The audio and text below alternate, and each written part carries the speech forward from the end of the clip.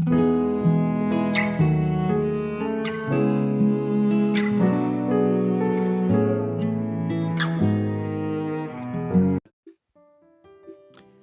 selamat pagi saudaraku.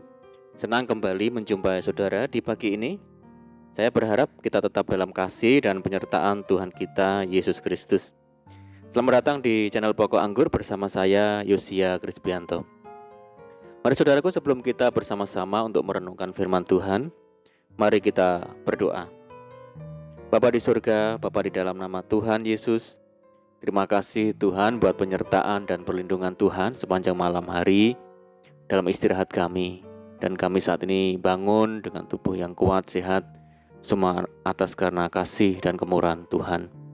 Terima kasih Tuhan. Tuhan, sebelum kami beraktivitas, kami rindu untuk merenungkan firman Tuhan. Mari ya Tuhan, terangi hati kami, ajar kami untuk mengerti dan memahami semua kehendak Tuhan bagi kami di hari ini. Terima kasih Tuhan, ini doa kami di dalam nama Tuhan Yesus Kristus. Kami berdoa. Amin. Puji Tuhan saudara, baik kita akan membaca di dalam Keluaran pasal 15 ayat yang ke-23. Sampailah mereka ke Mara, tetapi mereka tidak dapat meminum air yang di Mara itu, karena pahit rasanya. Itulah sebabnya dinamai orang itu Mara. Saudaraku, perjalanan hidup kekristenan, kita tidak selamanya berjalan mulus tanpa ada pencobaan, masalah, ujian, dan tantangan. Ada kalanya kita harus melewati jalan yang penuh kerikil, berbatu, terjal, curam, berliku. Pengalaman hidup yang manis dan pahit pun harus kita rasakan. Firman Tuhan berkata, pencobaan-pencobaan yang kamu alami ialah pencobaan-pencobaan biasa yang tidak melebihi kekuatan manusia. Sebab Allah setia dan karena itu Ia tidak akan membiarkan kamu dicobai melampaui kekuatanmu. Pada waktu kamu dicobai, Ia akan memberikan kepadamu jalan keluar, sehingga kamu dapat menanggungnya. Saudaraku, pengalaman ini juga dialami oleh bangsa Israel. Ada tertulis 3 hari lamanya mereka berjalan di padang gurun itu dengan tidak mendapat air. Sampailah mereka ke Mara, tetapi mereka tidak dapat meminum air yang di Mara itu karena pahit rasanya. Saudara, kita bisa bayangkan rasa pahit itu bagaimana. Suatu rasa yang tidak enak seperti rasa empedu. Suatu gambaran dari kesukaran dan kesesakan. Tentunya itu berbeda dari rasa manis seperti gula dan madu yang menggambarkan suatu kehidupan yang menyenangkan dan indah. Bagaimana sikap hati kita tatkala dihadapkan pada yang pahit ini, saudara? Tetapkah kita bisa mengucap syukur atau berlaku seperti bangsa Israel yang tak berhenti untuk bersungut-sungut dengan berkata, apakah yang akan kami minum? Bangsa Israel lupa begitu saja dengan pertolongan-pertolongan Tuhan di waktu-waktu sebelumnya. Mengeluh, mengomel, dan bersungut-sungut adalah tanda ketidakpercayaan mereka terhadap kuasa Tuhan. Tetapi Musa sama sekali tidak terpengaruh oleh persungutan mereka dan tetap berharap kepada Tuhan. Ketika ia berseru-seru kepada Tuhan, Tuhan memberikan jalan keluar dengan menunjukkan kepadanya sepotong kayu.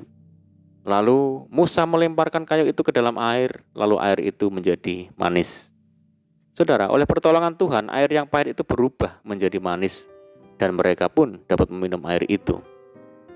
Firman Tuhan berkata, sesudah itu sampailah mereka di Elim, di sana ada 12 mata air dan 70 pohon korma.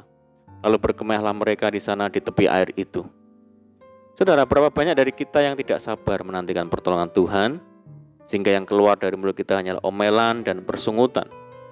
Mengapa Tuhan membiarkan aku dalam kesulitan? Mengapa Tuhan tidak segera menolongku? Kita tidak tahan dan gampang putus asa ketika situasi dan kondisi yang tidak menyenangkan atau menyesakkan terjadi. Sebagai orang percaya, tidak seharusnya kita bersikap demikian. Mari belajar seperti Musa yang bertindak dengan benar dan tetap bisa menjaga hati saat masalah datang.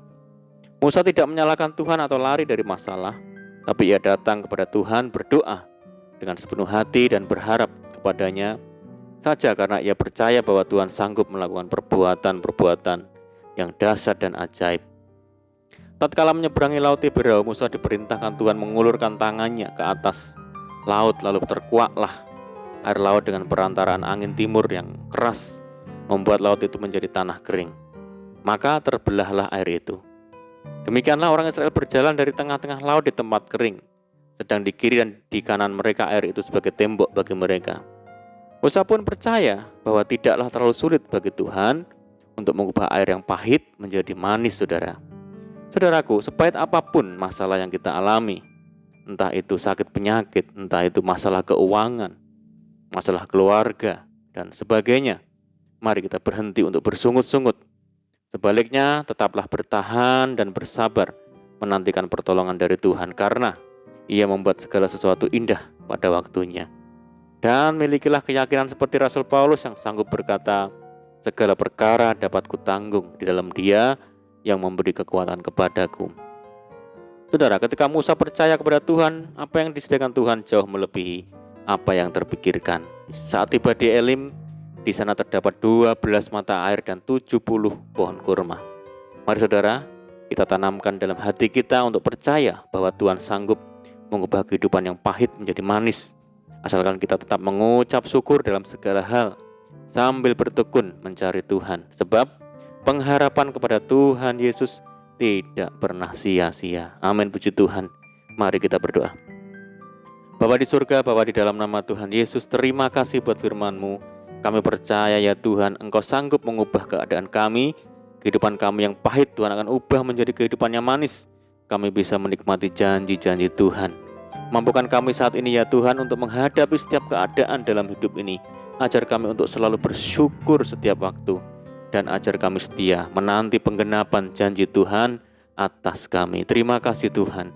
Dan saat ini kami menyerahkan segenap hidup kami hari ini ke dalam tangan-Mu ya Tuhan. Berkati kami hari ini ya Tuhan. Berkati segala usaha dan pekerjaan yang kami lakukan lewat tangan-tangan kami. Dan jadikan kami hari ini berhasil dan beruntung. Dan sertai kami hari ini dengan penyertaan Tuhan yang sempurna. Dan mohon petunjuk-Mu ya Tuhan, sehingga kami hidup sejalan dan selaras dengan segala rencana dan kehendak Tuhan. Limpahi kami dengan sukacita dan damai sejahtera hari ini ya Tuhan. Dan jauhkan kami dari segala malapetaka. Ini doa kami ya Tuhan, kami percaya Tuhan mendengar seruan doa kami.